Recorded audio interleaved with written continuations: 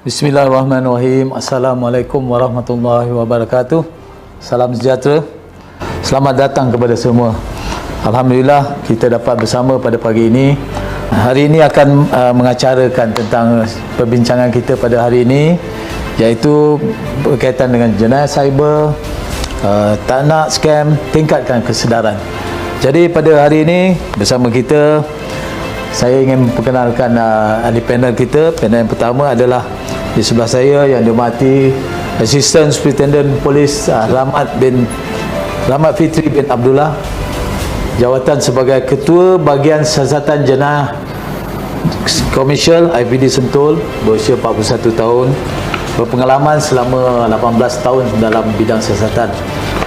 Seterusnya ahli panel yang kedua adalah yang berbahagia Profesor Madya Datuk Dr. Husin bin Jazri, pengarah urusan dan ketua editor E-Security Privacy Channel ESPC, Pengetahuan Duk. Dan panel kita yang ketiga adalah Encik Anthony Ang Sang Nang, jawatan pengurusi Certification and Continuing Professional Board Committee, Treasurer of Malaysian Financial Planning Council. Selamat datang. Okey. Kita dapati pada dewasa ini satu ancaman yang sedang melanda negara kita, dan bukan saja di sini, malah di seluruh dunia, yang mana kita dapati setiap tahun lebih daripada ratusan juta atau hingga melibatkan bilion nilai kerugian yang ditanggung oleh rakyat Malaysia yang menjadi mangsa kepada pelakuan jenayah cyber. Jenayah cyber yang begitu luas, kelihatannya semakin meningkat, dan di situ kita ingin mengambil kesempatan ini untuk berkongsi dengan ahli panel yang mempunyai pengalaman yang luas dalam bidang masing-masing. Jadi untuk rekod bermula daripada tahun 2017 sehingga 2020 yang lalu, setiap tahun kita terima lebih daripada 98,000 laporan berkaitan dengan jenayah cyber yang berlangsung, dan mengakibatkan lebih daripada 3 bilion kerugian setakat ini. So kita akan teruskan perbincangan kita, dan saya ingin menjemput ahli panel yang pertama, Tuan Ahmad. Mungkin Tuan Ahmad dalam menjalankan tugas harian berhadapan dengan pelbagai laporan yang dikemukakan. Jadi satu soalan daripada ni mungkin kita boleh berkongsi. Boleh Tuan Ahmad terangkan apakah jenis-jenis scam yang terdapat di Malaysia dan apakah modus operandi? Silakan. Baik, terima kasih Datuk. Kes penipuan dalam talian ni, dia untuk makluman semua mempunyai modus operandi yang berbeza-beza. Setiap jenis penipuan dia ada kaedah, dia ada tipu hela dan pendayaan dia tersendiri.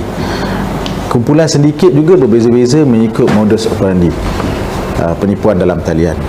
Di jenayah komersial, kami mengutamakan 6 jenis penipuan dalam talian, yang mana yang pertama sekali adalah penipuan pembelian melalui online. Lately ni memang penipuan pembelian dalam online ni menjadi satu trend penipuan yang hangatlah semenjak PKP ni. Terlalu banyak orang berusaha melalui pembelian dalam talian. Mereka merasakan kaedah dan kemudahan ini menjimatkan masa mereka, memudahkan mereka, maka ramai masyarakat kita yang menggunakan kemudahan pembelian dalam talian ini sebagai salah satu kaedah beli barang.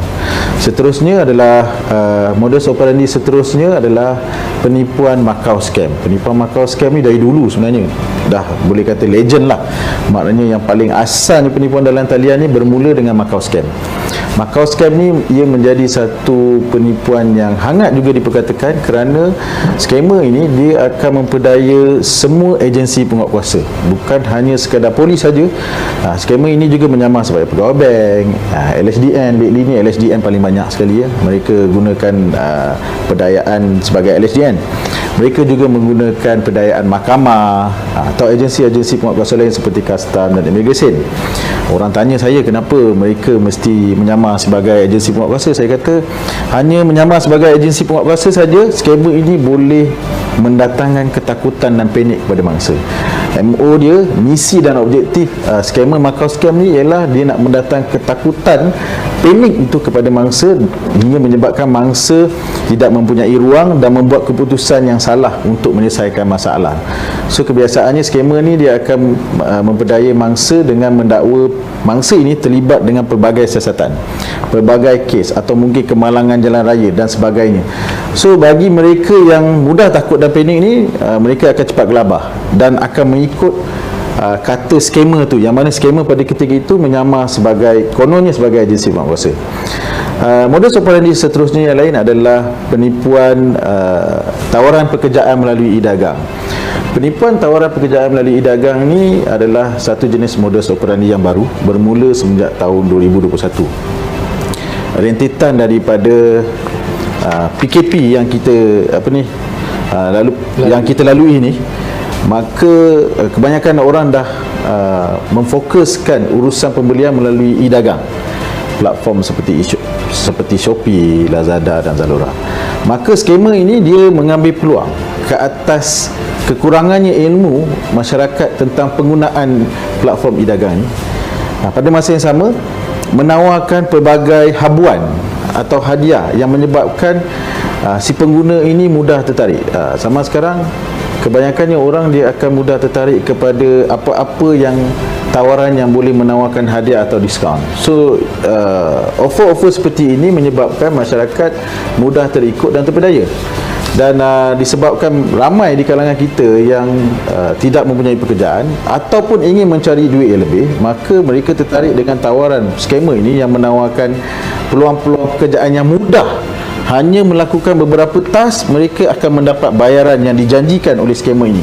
Task yang sangat mudah, hanya perlu klik, hanya perlu tekan, hanya perlu ikut saja arahan yang saya merasakan kerja itu memang tak masuk akal pun sebenarnya untuk dibayar gaji dengan apa yang ditawarkan.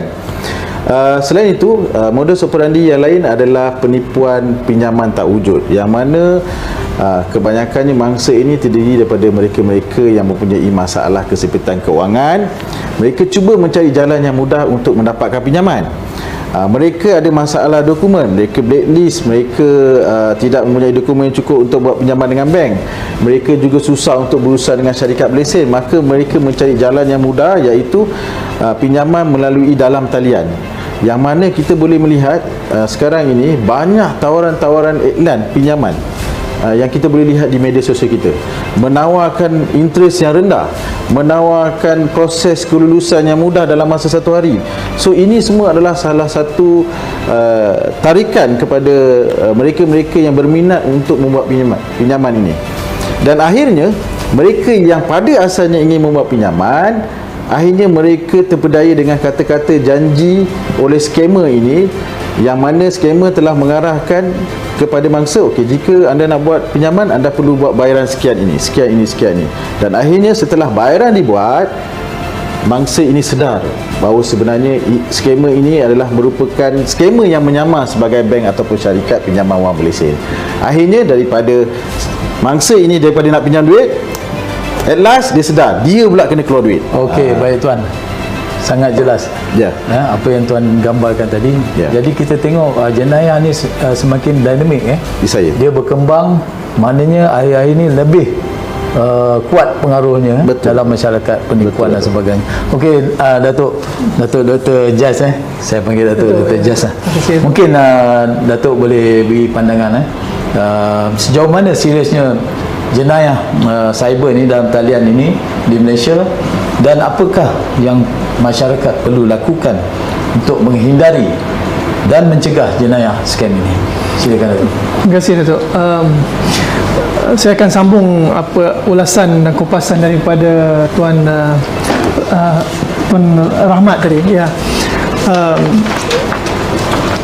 Daripada pengalaman saya dalam mentadbir, dalam membantu kerajaan dalam keselamatan cyber, dengan permulaannya saya pernah menubuhkan Cyber Security Malaysia, menjadi CEO selama lebih 12 tahun. Setiap hari saya melihat statistik teknikal dan eksploitasi yang berlaku. Saya mendapati bahawa jenayah cyber dan juga scam dalam talian ini menjadi amat serius, kerana dia punya kadar peningkatannya itu daripada tahun ke tahun. Dia bukan pada kadar yang mendata, tetapi lebih kepada kadar yang kita panggil revolutionary lah. Dia melompat dalam kadar lompatan, dan kadar lompatan itu berlaku disebabkan kerana penggunaan internet dan juga aplikasi yang ada sekarang ini telah amat luas dan menembusi bukan sahaja industri, tetapi juga menembusi setiap individu di Malaysia ni. Siapa yang tak ada telefon, mobile phone? Dalam mobile phone itu ada application, ada WhatsApp, ada TikTok, ada Instagram. Ini adalah semua media-media yang platform yang boleh digunakan oleh scammer untuk sampai kepada mangsa dia. Jadi dia boleh menjadi lebih kreatif dalam pendekatan dia kepada mangsa. Seperti yang Tuan Rahmat cakap tadi tu, ada elemen ketakutan, ada elemen desire kan, atau kehendak keuntungan yang cepat dan sebagainya. Itu adalah dia punya carrot, dia punya umpanan. Tetapi lakonannya untuk sampai kepada umpanan itu pelbagai-bagai. Jadi pokok pangkalnya ia amat serius dan ia perlu ditangani secara sistematik.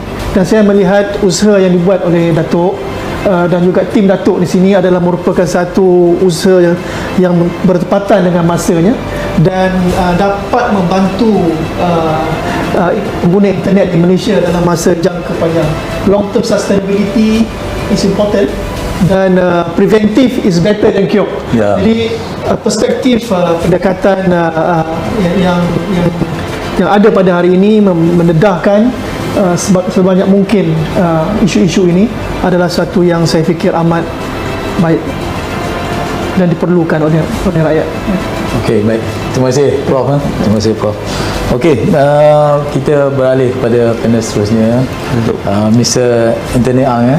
Datuk. So, apakah pandangan Malaysian Financial Planning Council MFPC dari sudut orang awam, masalah yang sering dihadapi oleh masyarakat Malaysia dalam isu ni? Kita sebagai Datuk, kita sebagai orang awam ni biasanya di Malaysia boleh dikatakan sedunia, kita kata wang tak cukup. Wang tak cukup dan kehendak kita melebihi keperluan kita, makalah kita akan tertarik kepada scam-scam yang dibawa keluar oleh tadi Tuan Rahmat, di mana scam, Macau scam, purchasing online dan sebagainya. Itulah ada satu masalah di mana kita sentiasa tertarik kepada sesuatu yang boleh memberi pulangan yang tinggi. Di mana wang tak cukup, mereka akan mencari sesuatu yang boleh memberi peluang yang harapan, yang tadi bincang dengan Datuk, dia memberi harapan yang tinggi kepada kita, maka kita akan tertarik kepada aktiviti tersebut. Dan juga sebab kita ni daripada financial behavior ni, kita sometimes sebagai seorang manusia kita tamak, kita nak lebih, dapat satu kita nak lebih, dan sometimes kita juga nak benda yang murah tapi value dia tinggi. Tapi setakat biasa, secara biasanya ini mungkin tidak jadi. Right, sesuatu yang murah tetapi value yang tinggi itu susah nak dapat, atau risiko yang rendah tetapi pulangan tinggi, itu memang tak terjadi lah. High risk high return, that is normal. Datuk. Okey, terima kasih Mr. Anthony. Jadi kita tengok peluang dan harapan ni, scammer ni memainkan satu kesan psikologi kepada mangsanya. Dan kalau kita tengok tadi connectivity dan antara hubungan antara scammer dan mangsa ni berlaku, mengakibatkan berlakunya jenayah cyber ni. Mungkin saya boleh ambil itu sebagai apa yang kita bincang sebentar tadi. Jadi kita akan berehat sebentar dan kita akan teruskan perbincangan selepas ini. Hari ini kami akan kongsikan 10 langkah awal atau tips yang perlu anda lakukan sebelum membuat transaksi pembelian dalam talian. Okey, baik Prof. Tuan Jadi kita tengok sekarang ni kita banyak menjalankan pelbagai program aktiviti, pelancaran program-program pencegahan, hebahan di media masa, di sosial media dan sebagainya. Kita lihat masih lagi seolah-olah kesannya belum sampai kepada masyarakat. Jadi kalau tuan boleh beri sikit pendedahan, kenapa perkara ni masih berlaku, masih banyak menjadi mangsa kepada jenayah cyber ni? Silakan. Baik, terima kasih Datuk. Pertama sekali kita harus tahu bahawa semua orang yang mempunyai handphone boleh terdedah menjadi mangsa skamer. Kita kena ingat, handphone ni ada kala dia menjadi rakan kita, ada kala dia menjadi musuh kita. Tu kita kena tahu. Bila pegang handphone tu kita kena ada perasaan berhati-hati, perasaan alert. Saya membuat pemerhatian dan juga saya bertanya kepada semua mangsa yang datang ke balai polis membuat laporan polis. Rata-rata mengatakan bahawa mereka terdedah dan menjadi mangsa kepada skamer ni adalah kerana sifat diri mereka sendiri, iaitu mereka tidak mempunyai kesedaran dan pengetahuan tentang penipuan ini. So, kita tahu bahawa mana-mana masyarakat atau individu yang tidak mahu mengambil tahu, mahu bertanya atau mendapatkan ilmu ini, maka mereka boleh menjadi mangsa kepada penipuan dalam talian. Boleh katakan semua pun memberi alasan yang sama. Oh, saya tak tahu. Oh, saya tak pernah tahulah pasal benda ni. Saya tak terfikirlah saya akan kena. Dia macam tu. Dan sebab yang kedua, kebanyakan mangsa-mangsa yang ada buat laporan polis ni memberitahu bahawa tuan, kita tak dapat hebahan yang you bagi ni. So di situ bila kita fikir balik, bila dia cakap macam tu, bermakna boleh jadi ianya disebabkan oleh kita sendiri atau boleh disebabkan mereka sendiri yang tak nak ambil tahu. Maka saya merasakan alasan yang kedua ini perlu kita untuk fikirkan secara serius bagaimana cara dan kaedah untuk kita sampaikan benda ni secara lebih meluas dan berterusan. Maka kita lihat Jabatan Siasatan Jenayah Komersial bulan ni kita menjalankan kempen secara meluas. Semua pegawai-pegawai polis dikendaki, digalakkan untuk memberikan ceramah, menyampaikan tips, apa-apa saja kaedah yang boleh diguna pakai, kita guna pakai untuk kita sampaikan kepada masyarakat. Maka ini dua kita lihat adalah antara punca yang paling utama, yang penyebab yang walaupun kita dah sampaikan hebat ini, mereka tetap menjadi mangsa kepada penipuan dalam talian. Okey tuan, kita tengok ada persamaan seolah-olah ada persamaan antara jenayah cyber ni, skamer dan sebagainya ni dengan perkembangan semasa COVID-19 dan sebagainya. Betul, Datuk. Ia merebak dalam masyarakat begitu saja. Ya, Datuk. Jadi sebenarnya semua pihak perlu mengambil peranan. Okey Datuk, Prof. Jadi kalau saya boleh dapatkan sikit pandangan daripada Prof lah. Apakah jenayah scam yang selalunya masyarakat di negara kita ni mudah terjebak disebabkan oleh konektiviti kita tadi dan sebagainya? Silakan. Terima kasih Datuk. Secara asasnya jenayah scam yang mudah yang banyak di Malaysia ni telah diterangkan awal tadi oleh Tuan Rahmat. Tapi secara akademiknya, boleh saya kupaskanlah, dia boleh dikategorikan kepada tiga kategori besar. Yang pertama, scam yang melibatkan orientasi teknologi. Bermakna maksudnya scam ini melibatkan macam fake website yang bukan tulen. Contohnya katakan kita ada website satu bank A lah, kita tak nak sebut nama bank ABC, nampak molek macam bank ABC, tapi bila kita letak kita punya username dan password kan, dia pergi ke tempat yang mana sebenarnya scammer tu dia ambil username dan password tu sebelum dia paskan parameter tu kepada bank yang sebenar, Menyerupai menyerupai. Jadi selalunya pengguna tak perasan kan. Ini dipanggil berorientasikan teknologi. Contoh dia ada banyak lagi yang scam yang berorientasikan teknologi ni. Apps ataupun aplikasi yang bukan tulen bila kita download kan, seolah-olah aplikasi yang sebenar tetapi bukan aplikasi yang sebenar. So itu adalah yang berorientasikan teknologi.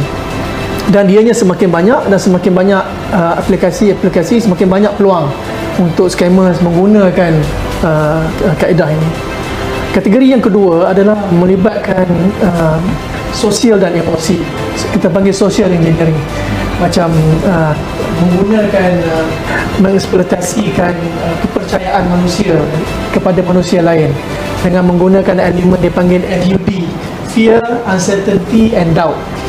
Scammer akan menjana atau berlakonkan sesuatu yang boleh menakutkan pengguna, macam mahkamah ke, LHDN ke, kena pergi mahkamah, kalau tidak kena bankruptcy ke, apa ke, menakutkan pengguna. Jadi pengguna akan rasa takut dan tanpa berfikir panjang ambil tindakan.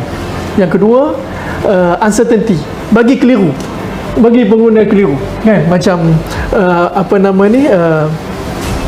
supaya pengguna ni tak boleh nak berfikir. Jadi investment ke apa ke, nampak macam benar, nampak macam betul, kan, ada dia punya carrotnya, bagi dapat duit sikit, contohnya. Jadi dia create uncertainty. Yang ketiga, dia create keraguan lah, doubt, kan. These are elemen emosi yang digunakan oleh scammer. Kita panggil scammer, tapi scammer ni kita jangan ingat lah scammer ni budak tak lepas SPM. All these scammer ni sebenarnya profesional. Mungkin ada PhD agaknya, masters and PhD. Dia memang khusus untuk buat ni. Dan yang paling risau sekali sekarang ni, network of the scammers ni. Dia jadi macam network of the mafias dulu. Jadi dia ada international funding. Dia boleh dapat mohon funding daripada Along International. Kita panggil Along lah ya, funder daripada international, bagi funding untuk dia orang beroperasi dalam local environment. Jadi suasana ni menjadikan dia menjadi organized crime. Scammer ni bukan sporadic, tapi it becomes an organized crime, well studied, dikaji dengan tepat, dengan dalam dan sistematik. Ini adalah arah tuju social engineering punya scammer sekarang ni. Lukratif, memang menguntungkan. Kalau Datuk cakap tadi dalam statistik 3 bilion losses setahun. Wow, that's a big industry dalam mungkin kalau penganggur lah, kan memilih antara, kalau tak ada kerja dan jadi scammer mungkin agaknya kan, jadi scammer lah agaknya kan. Jadi ini adalah satu concern lah yang kita ada ya. Jadi yang ketiga adalah daripada kategori yang pertama tadi teknologi, yang kedua tadi social engineering, yang ketiga adalah scam yang berorientasikan apa yang kita panggil sebagai investment, macam bitcoins, industry related scammers macam bitcoin ataupun digital currency. I'm not saying kata digital currency ni tak bagus, tak betul. Digital currency ni ada yang dibenarkan oleh undang-undang, ada yang digalakkan, ada yang menguntungkan. Tapi elemen ini juga membawa risiko kerana dinamik di dalam orientasi industri itu sendiri yang terlalu pantas, terlalu cepat, mengambil risiko yang tinggi. Jadi ia juga ada setback, memberikan satu kelompongan di mana scammers yang bijak, yang PhD, yang masters ni, yang ada financial analysis punya mindset, dia akan menggunakan teknik-teknik yang sesuai, yang mungkin Cik Anthony yang boleh ulas lebih lanjut financial punya fraud ni, kan. Ia adalah 3 kategori scam yang sedang berlaku sekarang, bukan saja di Malaysia tu, tetapi di seluruh dunia. Baik Prof. Okey, saya nampak benda ni sekarang ni nampak bila kita go deeper, kita pergi lebih mendalam, lebih serius sebenarnya. Okey, Cik Anthony, so kalau kita boleh share lah, kita boleh share faktor-faktor yang menyebabkan, yang tadi Cik Anthony beritahu harapan, perasaan. Scammer tadi pun Datuk dah beritahu bahawa dia ni bukan saja kepakaran menipu dan sebagainya, dia ada kepakaran dari segi psikologi pun. So mungkin Cik Anthony boleh share apa faktor yang menyebabkan masyarakat Malaysia ni masih lagi terjebak, masih lagi menjadi mangsa. Mungkin ada daripada perspektif Cik Anthony. Baik Datuk. tadi Datuk kata kenapa begitu lama kita dah kata scammer ni dah berleluasa di masyarakat kita, tapi masih ada lagi yang terpedaya. Kita kata daripada ekonomi ni demand dan supply lah. Kalau ada demand, semesti ada supply. So scammer itu masih ada lagi kerana ada demand. So kita boleh lihat daripada persepsi seseorang terhadap nilai mata wang. Ada dua jenis. Satu adalah orang kaya. Orang kaya dia ada duit ekstra. Dia kata scam ini mungkin scam, mungkin bukan scam. Saya cuba. Kalau saya rugi, tak ada masalah. Persepsi nilai kewangan yang kedua adalah orang yang miskin. Orang miskin dia kekurangan wang. Maka dia perlulah sesuatu yang boleh dapat pulangan yang cepat dan tinggi. Dia perlukan wang itu untuk sara hidup dia. So ini dua jenis. So ini akan dipengaruhi oleh demografi seseorang, sama ada dia lelaki, perempuan, bangsa, dari bandar, luar bandar, tahap pendidikan, di mana mereka brought up daripada keluarga yang baik atau keluarga yang kekurangan sikit. Ini akan menyebabkan tahap pendedahan mereka terhadap scammer. Yang kedua adalah celik kewangan. Masih terdapat ramai masyarakat Malaysia tidak pandai mengenali kewangan mereka. Maka setiap bulan, setiap tahun kita akan dapat mereka ini menghadapi masalah kewangan. Maka mereka akan pergi meminjam. Tuan Rahmat kata orang meminjam. Then handphone ada. Cyber is always on your hand. Di mana anda boleh dapat senang dengan tekanan, anda dapat semua. So ini adalah perancangan kewangan yang tidak baik. Menghadapi masalah kewangan, maka mereka cari tempat yang lebih senang untuk mendapat wang. Yang seterusnya, mereka tidak memahami risiko. Dengan mengambil tindakan memasuki aktiviti tersebut, apa risiko yang mereka menghadapi? Bukan setakat kerugian kewangan, tetapi masalah kepada keluarga mereka dan seterusnya kepada masyarakat kita. Yang seterusnya kita boleh lihat kedudukan kewangan mereka semasa tu. Sama ada mereka menghadapi masalah kewangan, mereka perlu menyelesaikan masalah mereka, terus mereka menceburui dalam skema tersebut. Akhir sekali kita lihat keadaan semasa ekonomi, inflasi, tak ada kerja yang boleh mendapatkan rezeki, maka mereka akan masuk scam, menjadi scammer, atau mereka di-scam oleh scammer tersebut. Dan akhirnya kita boleh lihat ramai masyarakat kita senang dipengaruhi oleh YouTuber atau KOL yang kita kata Key Opinion Leader, di mana mereka kemungkinan mereka tiada pengiktirafan daripada sesuatu agensi kewangan kita, tapi mereka mengikut keadaan semasa, memberi pandangan yang mungkin akan memperdaya masyarakat kita masuk mengikuti langkah mereka tersebut. Okey, terima kasih Cik Anthony. Jadi saya tertarik sangat dengan kelompok yang menjadi mangsa ni, termasuk golongan yang kaya. Mungkin mereka rasa mereka ada modal lebih, ada pendapatan lebih, why not? Kita cuba kan? Good try. Ada cuba. Mungkin akan beri pulangan ataupun sebaliknya. Dan sekiranya menjadi mangsa, adakah mereka ni akan membuat laporan? Tuan, mungkin boleh sikit. Ya Datuk. Kebiasaannya mereka yang menjadi mangsa ni dia terbagi kepada dua kategori. Yang satu tu dia memang akan terus membuat laporan polis. Yang kedua, dia berfikir apakah langkah seterusnya, kerana sikap kurang pengetahuan dia tak pasti lagi ini merupakan satu scam ataupun tidak. Dia cuba lagi sebab dia dengan harapan, dia kata saya cuma nak duit saya balik, itu je. Dan dia cuba-cuba, akhirnya dia menjadi mangsa. So mereka ini banyak kes-kes yang kita terima, mangsa ini tujuan dia membuat laporan polis bukan untuk nak meneruskan tindakan ke atas pihak yang menipu dia. Kebanyakannya tujuan utama hanya nak duit semata-mata. Itu fokus utama dia. Mungkin tuan daripada Polis Kuala Lumpur boleh share kalau ada figure, ada perangkaan yang menunjukkan statistik ada kes-kes ni. Boleh Datuk. Okey.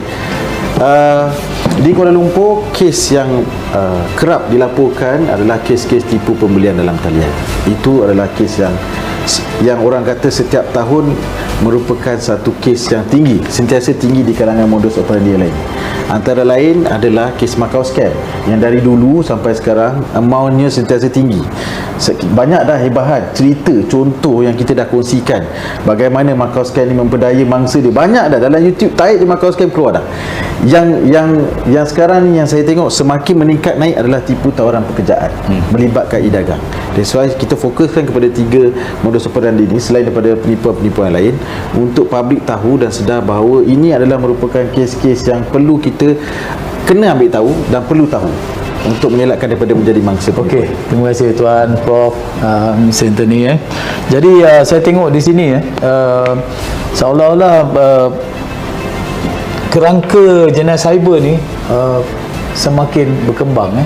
Jadi kita perlu satu tindakan bersepadu lah dari segi masyarakat, enforcement, penguatkuasa dan mangsa tu sendiri. So saya tengok di sini isu yang paling utama adalah connectivity tu, kesinambungan antara mangsa dengan skamer, permintaan dengan penawaran. Bila ada permintaan, ada penawaran, cubaan untuk mendapatkan harapan mungkin rasa ingin bercinta, rasa ingin cepat kaya, harapan baru dan sebagainya. Jadi saya kira begini, kita boleh bagi sikit kesimpulan bahawa masyarakat perlu tahu, nombor 1 perlu cerdik dari segi pengurusan kewangan, nombor 2 perlu tahu apa yang sedang berlaku di persekitaran kita, nombor 3 kena sentiasa mengikut perkembangan semasa untuk daripada pihak berkuasa dan sebagainya untuk mengelakkan diri daripada menjadi mangsa. Okey, in short, saya ingin beritahu bahawa antara langkah yang perlu diambil adalah stop, maknanya hentikan. Kalau ada perhubungan, hentikan dari segi mungkin hang up perhubungan tu. Yang kedua dari segi berfikir, think, mungkin kita ambil tindakan. Kita fikir dan tanya pada diri, tanya pada pihak berkuasa dan kita ambil tindakan. Yang ketiga, action. Dari segi action ni kita kena ambil tindakan lah, mana mengelakkan diri, bertanya dan sebagainya. Dan yang keempat dari segi respon, dan mungkin something sounds too good to be true. Mungkin dia ingat ini betul tak betul, was-was kan. Jadi kalau boleh elakkan terus. Okey, saya ingat itu saja untuk kita bincang pada hari ini. Saya ucapkan terima kasih kepada semua ahli panel. Di masa akan datang kita akan jumpa lagi, kita akan berkongsi lagi untuk masyarakat demi untuk kebaikan bersama. Sekian, wabillahi taufiq. Assalamualaikum warahmatullahi wabarakatuh. Terima kasih. Hello Encik, nama Encik ada digunakan dalam pinjaman dalam akaun bank kita. Saya daripada Hon Leong Bank. Nama Encik terlibat di dalam siasatan yang sedang kita jalankan. Hello Encik, nama Encik ada digunakan dalam pinjaman dalam akaun bank kita. Encik berhutang sebanyak RM5,000 dengan kita. Saya Michael daripada Jabatan Siasatan Bank Negara. Saya ingin memperbaharui sistem akaun bank anda. Sila berikan nombor akaun bank anda dan maklumkan baki dalam akaun bank supaya kita dapat pindahkan baki akaun ke dalam PIDM sementara siasatan dijalankan. Boleh anda nyatakan bank-bank lain yang anda miliki kerana kita khawatiri bank-bank lain juga terlibat dengan siasatan ini. Sila bacakan nombor TAC yang anda terima kepada saya. Boleh anda berikan nombor kad bank, sila berikan TAC nombor supaya PIDM Insurance boleh lindungi akaun bank anda.